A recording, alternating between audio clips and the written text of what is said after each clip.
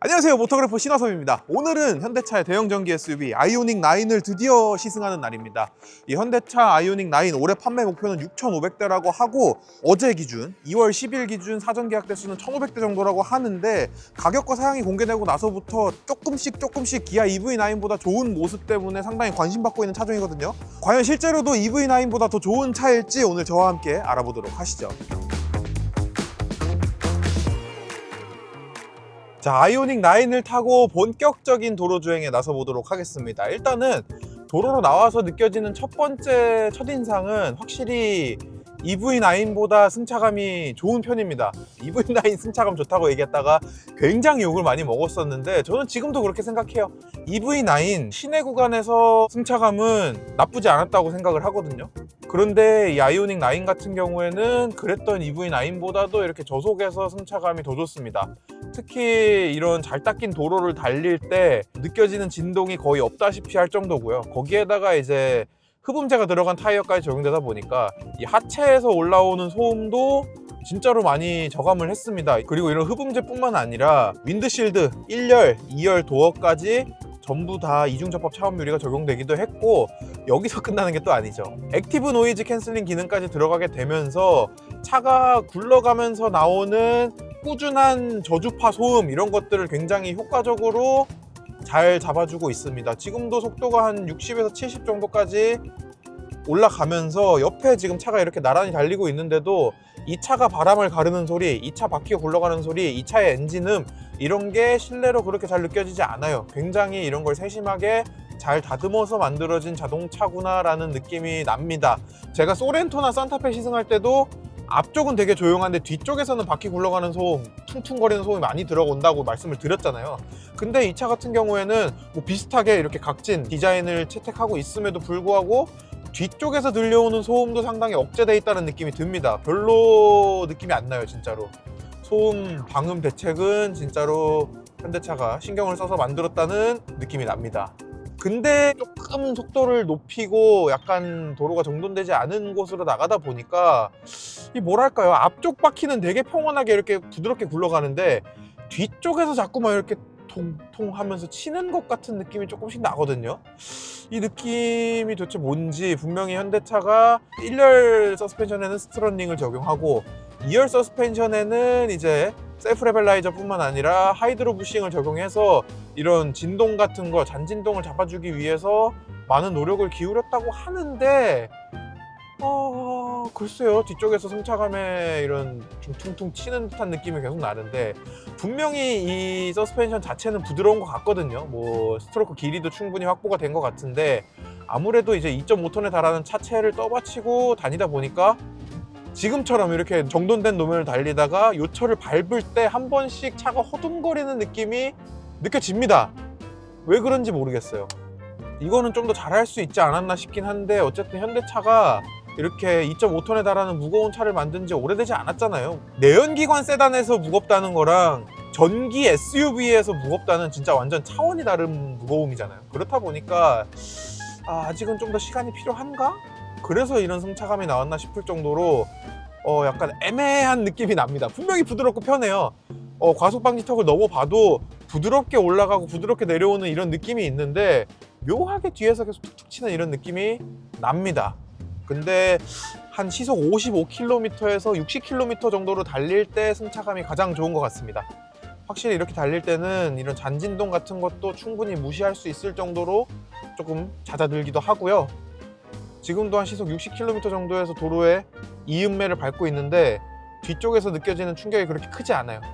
한 60km 정도 되는 속도에서 승차감이 가장 좋게 세팅이 돼 있는 게 아닌가라는 생각이 듭니다. 지금 시승하고 있는 차는 아이오닉 9 6인승 캘리그래피 트림이고요.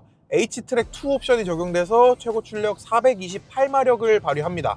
이번에 옵션 구성이 상당히 독특하죠. 현대차가 고성능 모델을 따로 뺀 게 아니라 사륜구동을 옵션으로, 심지어는 항속형 사륜구동 그리고 성능형 사륜구동, 이 두 가지를 따로 선택할 수 있게 했어요. 항속형과 성능형을 구분짓는 것은 앞모터의 출력으로 나뉩니다. 일단은 뒷모터는 모든 트림이 160kW짜리 218마력짜리 모터가 들어가고요. 항속형 모델 같은 경우에는 앞바퀴에 이제 70kW짜리 모터가 들어가고, 성능형 모델은 뒷바퀴랑 마찬가지로 160kW짜리 모터가 들어가게 됩니다. 사실 이런 옵션 구성을 보고 되게 독특하다고 생각을 했어요. 물론 뭐 모터만 바꿔 끼면 되는 거 아니야 이렇게 생각을 하실 수도 있지만, 생산자 입장에서 조금 생각을 해보자면은 앞쪽 모터의 종류가 하나 추가되었을 뿐인데 만들어야 되는 모델의 경우의 수는 정말 무수히 많아집니다. 뭐 예를 들면은 후륜구동 깡통도 만들어야 되고 풀옵션도 만들어야 되고, 사륜구동 깡통도 만들어야 되고 풀옵션도 만들어야 되고, 성능형 깡통 풀옵션 중간 트림, 이거에다가 뭐 주행모드 사양 옵션, 뭐 색깔 옵션, 이런 것까지 다 생각하면은 진짜로 수백 가지에 달하는 경우의 수가 있잖아요. 이런 것들을 만들어야 된다는 게 번거롭기도 하고요. 그리고 기업의 입장에서 번거로움은 비용의 증가로 이어지게 됩니다. 그럼에도 불구하고 왜 이렇게 파워트레인을 다양화하는 선택을 했냐라고 상품 담당자에게 직접 물어봤어요. 그랬더니 최근 전기차 캐즘으로 인해서 수요가 줄어든 상황에서 상품 구성을 두툼하게 해놔가지고 어떻게든지 한 명이라도 더 취향을 맞춰가지고 고객을 확보할 수 있게 이런 전략을 구사했다고 얘기를 하더라고요. 근데 맞는 것 같아요. 지금 전기차 수요가 줄어들기도 했고, 그리고 경쟁자도 너무나도 많아지고 있잖아요. 물론 아직까지 이런 대형 전기 SUV 시장에서 경쟁자는 그렇게 많지 않지만, 좀 그런 경쟁이 치열해지기 전에 이렇게 두터운 상품 구성을 통해서 좀 시장을 선점하겠다는 이런 전략은 괜찮은 것 같아요. 특히 EV9이 판매량이 정말 처참했잖아요. 거기에다가 사륜구동 선택률이 상당히 낮았던 걸로 알고 있거든요. 그렇다 보니까 출력 그리고 가격을 타협해서 적당한 성능을 원하는 사람들을 조금 더 공략을 한 게 아닌가 이런 생각이 듭니다. 그리고 아이오닉 9 같은 경우에는 eGMP를 기반으로 만들어졌잖아요. 모듈러 플랫폼, 그러니까 각 부분이 모듈화 돼 있단 말이죠. 그렇다 보니까 좀 이렇게 파워트레인을 바꿔 끼는데 좀 더 유연하게 대처할 수 있는 거겠죠. 사륜구동 모델이다 보니까 뭐 이렇게 가속력은 2.5톤에 달하는 무게가 무색할 정도로 진짜로 경쾌하게 치고 나가는 그런 맛이 있습니다. 이 덩치가 뭐 제로백 거의 5초대니까요. 분명히 아이오닉 9은 달리기 위해 태어난 차는 아니란 말이죠. 그렇잖아요. 이런 대형 SUV, 이렇게 출렁출렁거리는 커다란 푹신한 대형 SUV를 가지고 누가 스포츠 주행을 하겠어요. 그런데도 불구하고 현대차는 주행의 즐거움을 느낄 수 있는 옵션들을 꽤나 여러 가지를 넣어놨습니다. 일단 H트랙2 428마력에 달하는 성능 자체도 주행의 즐거움을 위한 옵션 중에 하나겠죠. 그리고 설정을 보시면은, 설정의 차량 드라이브 모드를 눌러보시면은 이 아래쪽에 VGS라는 기능이 있습니다. 가상 변속 시스템인데요. 이거를 키면은 또 차가 재밌습니다. 일단은 이 가운데 여기 오른쪽에 RPM 게이지처럼 내연기관차처럼 변했죠. 그리고 이 아래쪽에 D7이라는 표시가 되게 됩니다. 맞아요. 이 VGS 기능을 키면은 마치 이 차가 7단 자동 변속기가 탑재된 내연기관차처럼 움직여줍니다. 원래는 회생제동을 컨트롤하던 패들 시프터도 여기서 이렇게 왼쪽 패들 시프터를 누르면은 7단, 6단, 5단, 4단 이렇게 내려가게 되고요. 기어 변속되는 느낌, 기어가 변속되는 순간에 살짝씩 머뭇머뭇하는 느낌도 되게 그럴싸하게 모사를 잘 해놨어요. 물론 뭐 아이오닉 5N처럼 변속할 때 퉁퉁 치는 그런 느낌은 절대 아니고요. 현대차가 설명하기에도 컴포트한 7단 자동 변속기 같은 느낌이다 라고 얘기를 했거든요. 근데 그 느낌이 실제로 납니다. 그리고 이렇게 달리다가 왼쪽 패들 시프터를 눌러서 다운시프팅을 하면요, 이렇게 RPM 게이지가 올라가면서 차가 이렇게 울컥거리는 느낌이 나는 것 뿐만 아니라 실제로 이 가상 사운드도 조금씩 생성을 해주면서 우 하면서 RPM이 높아진 그 소리가 나요. 되게 신기합니다. 5단에서 가속할 때랑 5단에서 가속할 때랑 펀치력이 혹시 달라요. 똑같은 주행 모드에서 60에서 7단에서 펀치력, 이 풀악셀이에요. 똑같이 60에서 2단에서 이거 펀치력 확실히 차이 나죠. 이 정도면 진짜 내연기관을 모사했다고 하기가 미안할 정도로 그냥 새로운 지평을 열었다고 해야 되는 게 아닌가 싶은데, 독특하죠? 달리기 위해 태어난 차가 아니에요, 분명히. 그런데도 428마력에 달하는 고출력을 넣어놨고요. 변속 감각까지 넣어놨어요. 이거는 진짜 현대차 연구원들이 변태가 아닌가 이런 생각이 들 정도로 대단합니다. 그리고 이런 기능을 단순히 기믹에서 그치는 게 아니라 실제로 써먹을 수 있을 정도로 잘 다듬어 놨다. 이거는 충분히 칭찬할 만한 점인 것 같아요. 지금 앞쪽에 트럭이 좀 갑자기 들어와서 제가 브레이크를 살짝 강하게 밟아봤는데 확실히 무게가 2.5톤에 달하는 무거운 차다 보니까 이 브레이크를 제가 생각했던 것 그리고 여태까지 다른 차를 타면서 느꼈던 것보다 조금은 더 깊게 밟아줘야 되는 그런 느낌이 있습니다. 이게 뭐 브레이크가 밀린다라고 표현을 하긴 좀 그런 것 같고요. 브레이크 담력 세팅이 조금 뒤쪽에 가 있다? 지금 시승하고 있는 차가 듀얼 모터 사양이고 이 듀얼 모터 사양 모터 성능 자체가 상당히 출중한 그런 편이다 보니까 회생제동 성능도 좋잖아요. 좀 그런 거를 고려해서 실제 물리 브레이크가 개입하는 시기를 조금 뒤로 밀어놓은 느낌이 납니다. 그렇다 보니까 좀 더 많은 제동력이 필요할 때는 브레이크를 좀 더 깊게 강하게 밟아줘야지 원하는 만큼의 브레이크 담력이 나오는 느낌입니다. 자, 그리고 패들 시프트 오른쪽 버튼을 꾹 누르고 있으면은 여느 현대차 그룹 전기차와 마찬가지로 회생제동 오토 모드가 활성화되게 됩니다. 앞차랑 가까워지면은 회생제동을 강하게 걸어주고 앞차랑 멀어지면은 회생제동을 거의 걸지 않아서 타력 주행할 수 있게 해주는 그런 스마트한 기능인데요. 아이오닉 9에도 여전히 이 기능이 탑재되어 있습니다. 근데 단순히 앞차랑 거리만 가지고 회생제동을 걸어주는 게 아니에요. 이 차는 한 단계 더 발전했습니다.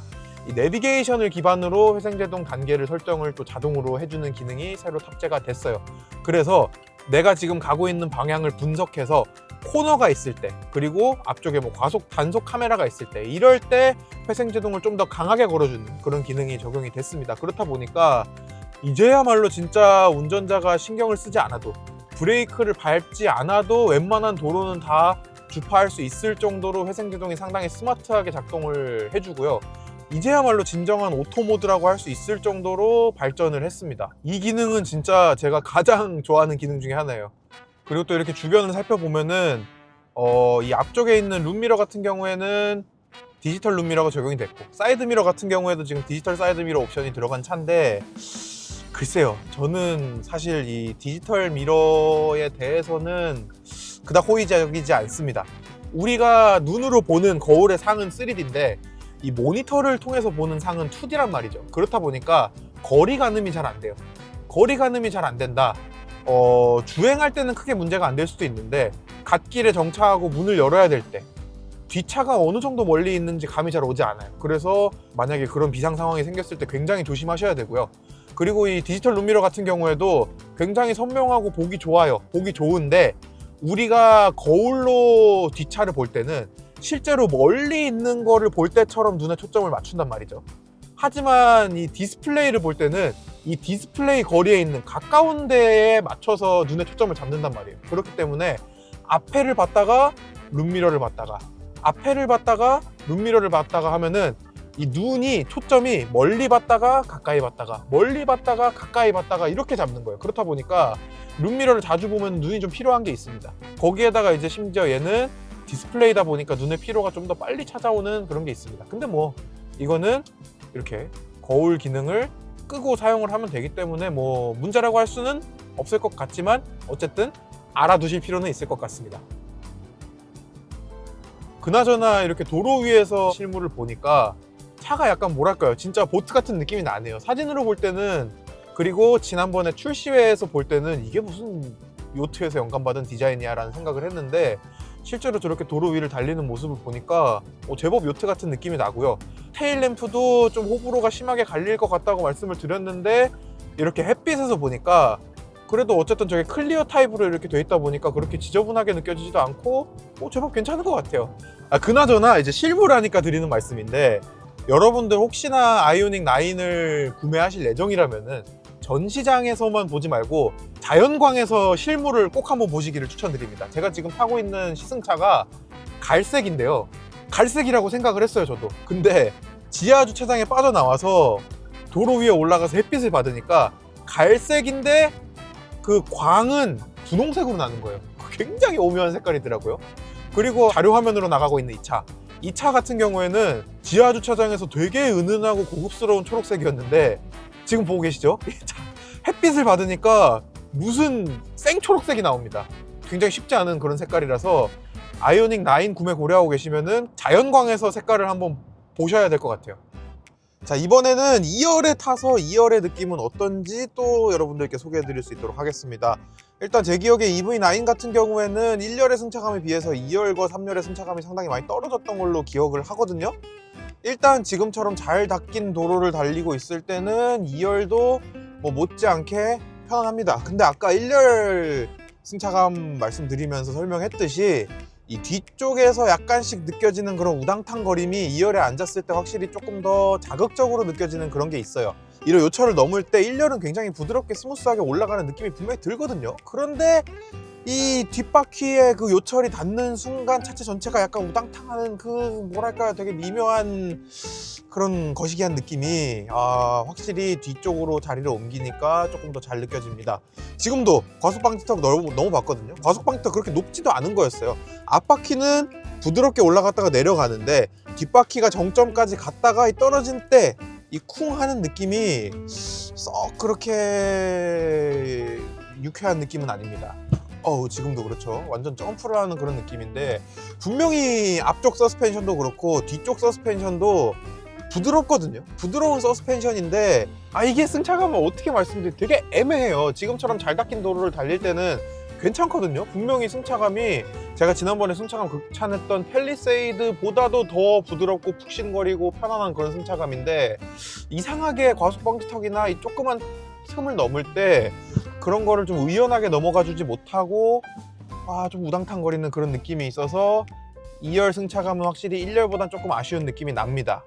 그래도 만족스러운 거는 확실히 현대차 전기차 중에 플래그십 모델인 만큼 이 뒤쪽에서 보이는 편의 사양들은 상당히 어마어마하게 갖춰져 있거든요. 일단 여기 보이는 이런 수동식 커튼도 마찬가지고요. 그리고 이 앞쪽에 있는 선루프도 상당히 거대한 게 적용이 돼 있어가지고 이렇게 딱 부었을 때 하늘이 여기서 저기까지 시야에 걸리적거리는 부분이 없어서 굉장히 시원하기도 하고요. 그리고 이 앞쪽을 보면은 이런 옵션으로 이런 후석 승객을 위한 디스플레이도 적용을 할 수가 있어요. 이거를 제가 지난번에 김선웅 기자랑 가격표 분석하면서 이거 199만 원 주고 넣을 돈이면 아이패드 2개 넣겠다라고 얘기를 했는데 그래도 확실히 이 순정이 깔끔하고 좋긴 하네요. 화면 자체도 지금 이렇게 햇빛이 쨍쨍한데도 상당히 밝은 편이기도 하고요. 반사 방지 코팅도 잘 돼 있는지 이렇게 햇빛이 완전 제대로 비치는 이런 부분이 아니면은 이런 부분은 뭐 거의 빛 반사가 잘 안 보이죠. 그리고 이렇게 뭐 디즈니 플러스 같은 OTT 서비스, 넷플릭스, 웨이브, 티빙 이런 것들까지 다 있어가지고 이런 OTT 서비스에서 제공되는 영상도 볼 수 있기 때문에 좋을 것 같습니다. 특히 이런 패밀리카 같은 경우에 2열에 앉아있는 우리 어린아이들에게 뭐 태블릿이나 핸드폰으로 영상 같은 거 보여주는 경우 많잖아요. 그럴 때 이제 뭐 굳이 스마트폰 이렇게 충전도 해야 되는데 번거롭게 안 하고 이런 기본으로 탑재된 앱들을 통해서 보여줄 수 있다는 건 좋은 것 같습니다. 그리고 이뿐만 아니라 제가 아까 어쩌다가 발견했는데 옆에 보시면은 여기 HDMI 포트도 따로 마련되어 있어요. 그렇기 때문에 뭐 태블릿이라든지 노트북이라든지 이런 데다가 HDMI 연결해서 이 화면을 활용해서 띄워줄 수도 있으니까요. 되게 다재다능하게 활용할 수 있을 것 같기는 합니다. 이것도 이렇게 각도가 조절되기도 하고 이 높이가 조금 낮은 것 같긴 합니다. 일단 성인 기준으로도 조금 낮은 편이고 그리고 또 우리 어린이들 앉으면 카시트에 앉혀야 되잖아요. 그러면은 이 눈높이가 올라갈 텐데 그래서 이 화면이 높낮이 조절이 되거나 아니면 한 여기까지만 좀 올라왔어도 좋았겠다는 생각이 듭니다. 그리고 현대차가 자랑하는 이 유니버설 아일랜드 여기에 이렇게 센터 콘솔을 통해서 공조 장치를 편하게 조작할 수 있기도 하고요. 여기 이거 이렇게 센터 콘솔을 앞에서 열 수 있지만 뒤에서도 열 수 있게 해가지고 여기 있는 짐들 편하게 꺼낼 수도 있고 이 아래쪽에는 서랍장까지 마련돼. 이 서랍장 열고 닫는 느낌이 되게 약간 정갈하고 고급스러운 느낌이 나네요. 이렇게 서랍도 활용을 할 수가 있고요. 그리고 지금 시승하고 있는 6인승 일렉션 시트가 적용된 사양은 이렇게 버튼을 눌러가지고 진동 안마 기능을 간지러 설정을 할 수도 있고요. 이 아래쪽을 누르면은 타격식 안마도 설정을 할 수가 있습니다. 타격도 하고 진동도 하는데 이게 또 뭐 등판만 이렇게 해주는 경우도 있는데 이 시트 같은 경우에는 엉덩이 받침까지도 진동이 오고 타격이 오는 그런 방식으로 이루어져 있습니다. 그리고 이 오른쪽에 보시면 컵홀더도 양쪽에 2개씩 잘 마련이 돼서 편리하게 이용할 수 있고요. 그리고 이 차에는 보스 사운드 시스템이 탑재가 되기 때문에 이런 영상이나 영화 같은 거 관람하실 때 빵빵한 사운드로 재미있게 즐기실 수 있을 것 같고요. 그나마 좀 아쉬운 점을 말씀드리자면 유튜브 같은 경우에 1080p까지밖에 지원을 하지 않네요. 4K 화질은 지원하지 않습니다. 자, 이제 한 시속 70에서 80 정도 왔다 갔다 하는 국도를 달리고 있는데 속도를 높이니까 승차감이 조금 더 나아지네요. 이거는 되게 독특한 점인데, 지난번에 시승했던 EV9 같은 경우에는 시내에서 승차감 되게 좋다고 말씀드렸죠. 그것 때문에 제가 욕 굉장히 많이 먹었는데, 이 차가 뭐가 승차감이 좋냐 이러면서 욕을 많이 먹었는데, EV9의 시내 승차감은 괜찮았어요. 고속도로에서 약간의 불안정성이랑 약간 이런 진동 같은 게 많이 느껴져서 그랬는데, 아이오닉 9 같은 경우에는 오히려 반대되는 성향을 보여주고 있는, 시내에서는 이 요철들이 조금씩 거슬리는 그런 느낌을 보여줬었는데, 속도를 한 70에서 80까지 올리니까 이런 요철들을 조금은 더 의연하게 넘어가주는 그런 느낌이 확실히 납니다. 현대차 연구원들이 이 차를 개발할 때 EV9이랑 완전히 다르게 세팅을 하려고 노력을 했다, 이런 얘기를 했거든요. 그렇다 보니까 두 차의 승차감도 좀 이렇게 완전히 뒤바뀐 게 아닌가, 이런 생각이 듭니다. 자, 이번에는 3열로 한번 넘어와 봤습니다. 어때 보이시나요? 제가 웬만한 차 3열에는 진짜 불편해서 못 앉는 그런 정도의 덩치를 가지고 있거든요. 그런데 이 아이오닉 9 같은 경우에는 휠 베이스가 EV9보다도 30mm나 더 길어지다 보니까 실내 공간도 확실히 잘 뽑혔고, 이렇게 봤을 때 아까 제가 2열에 앉았을 때 굉장히 여유롭게 앉아 있었죠. 거의 다리를 꼴 수 있을 정도로 시트를 뒤로 살짝 미루고 여유롭게 앉아 있었는데도 불구하고 이렇게 3열에 의외로 앉아 있을 만한 공간이 나옵니다. 이렇게 손바닥 정도는 들어갈 만한 무릎 공간이 나오고요. 만약에 제가 아까 2열을 조금은 더 타이트하게 앉았더라면은 훨씬 더 넉넉한 공간이 나왔을 것 같아요. 웬만한 차의 2열에 3열에는 제가 진입조차 못하는 경우가 많은데, 그래도 이 차는 일단 들어왔다는 점에서 굉장한 점수를 주고 싶습니다. 그리고 이렇게 등받이 같은 경우에도 전동식으로 리클라이닝이 가능하기 때문에 끝까지 리클라이닝 하면은 이 정도까지 시트가 뒤로 누워지거든요. 그렇기 때문에 편리하게 이용을 하실 수 있을 것 같고요. 이 앞쪽에 아까 말씀드렸던 썬루프가 여전히 거대하게 있기 때문에 시야 면에서도 괜찮고, 2열 창문 시원시원하게 뚫려 있고, 그리고 3열의 쪽창까지도 이렇게 굉장히 널찍하게 뚫려 있어가지고 이렇게 뒤를 딱 기대고 있을 때 오른쪽으로 보이는 시야가 제법 괜찮습니다. 거의 뭐 2열 저리 가라 할 정도로 편안하고 넓고 깔끔한 그런 시야가 보입니다. 그리고 3열 승객을 위해서 이렇게 컵홀더도 또 2개씩이나 마련됐고, 진짜 컵홀더의 진심이네요. 3열까지도 100W까지 충전이 되는, 현대차가 이번에 굉장히 자랑했던 그 새로운 USB 충전 시스템이 적용이 됐고, 스피커도 3열 승객을 위해서 별도로 마련이 돼 있고, 그리고 이 위에는 공조, 바람이 나오는 송풍구도 마련이 되어 있습니다. 그리고 3열 승객을 위한 조명도 LED로 이렇게 부드럽게 켜지고 꺼지는 게 들어갔고, 또 독특한 게 왼쪽은 컵홀더가 하나네요. 오른쪽은 컵홀더가 2개였는데 아무튼, 그리고 왼쪽에도 100W짜리 USB-C 타입 충전 포트가 마련이 돼 있습니다. 편의사양 면에서는 3열이라고 해서 뭐 딱히 차별이 되는 건 없고요. 굉장히 편리하게 사용할 수 있을 만한 그런 3열 공간이 마련이 됐네요. 확실히 팰리세이드까지만 해도 3열에 실제로 성인이 타는 건 좀 어렵지 않나, 이렇게 생각을 했거든요. 근데 아이오닉 9은 3열에도 승객이 충분히 탈 수 있을 것 같고, 제가 덩치가 큰데도 불구하고 이 정도 착좌감이라면은 뭐 한 대전까지는 그래도 불편함 없이 갈 수 있을 것 같아요. 그리고 이제 지금 시승하는 모델은 또 6인승이다 보니까 좀 불편하면은 가운데 이렇게 복도로 다리를 빼면 되니까 괜찮습니다. 앉아 있을만 해요. 그리고 2열 시트, 확실히 현대차가 플래그십으로 고급감을 강조해서 만든 전기차답게 2열 시트 레일까지도 이렇게 플라스틱 커버로 잘 마감이 되어 있는 모습 볼 수 있죠. 그리고 2열뿐만 아니라 3열까지도 우리 아이들 카시트 장착할 수 있는 아이소픽스 잘 마련이 되어 있습니다. 그렇다면 문제는 이제 승차감인데, 확실히 3열에서 느껴지는 승차감이 가장 뭐랄까요, 날것의 느낌이 그대로 납니다. 아무래도 지금 제가 앉아있는 엉덩이 위치가 뒷바퀴 바로 위쪽이잖아요. 그렇다 보니까 이 뒷바퀴 쪽에서 느껴지는 충격이 시트에 가감없이 느껴집니다. 거기에다가 이제 3열 시트는 그렇게 두꺼운 편도 아니거든요. 그렇다 보니까 확실히 1열, 2열, 3열 순서대로 이 탑승객에게 노면의 피드백이 그대로 올라오는 그런 느낌이 있습니다. 다만 아까도 계속해서 강조해서 말씀드리지만 이 차의 기본적인 성향은 푹신함이에요. 푹신한데 이 가끔씩 들어오는 요철 때문에 그런 거니까 글쎄요, 못 앉을 정도냐라고 물으신다면 그건 절대 아니고요. 그냥 좀 아쉽다? 살짝 거슬린다 이런 느낌이지 뭐 승차감 자체가 뭐 예전처럼 논란을 야기할 정도로 나쁘다 이런 정도는 확실히 아닙니다. 오히려 저는 이 차에 3열에 앉기 전에 가장 걱정했던 게 루프라인, 이 헤드룸 공간이었어요. 아이오닉 9이 뒤로 갈수록 이렇게 떨어지는 지붕 라인을 하고 있잖아요. 그렇다 보니까 이 뒤에 앉았을 때 머리 공간이 너무 부족한 게 아닌가라고 생각을 했었는데 의외로 지금 되게 여유 있죠. 그리고 썬루프도 2열 승객의 머리맡에서 끝나기 때문에 여기는 오히려 그렇게 공간을 손해보지 않고 넉넉한 헤드룸을 마련할 수 있었던 것 같습니다.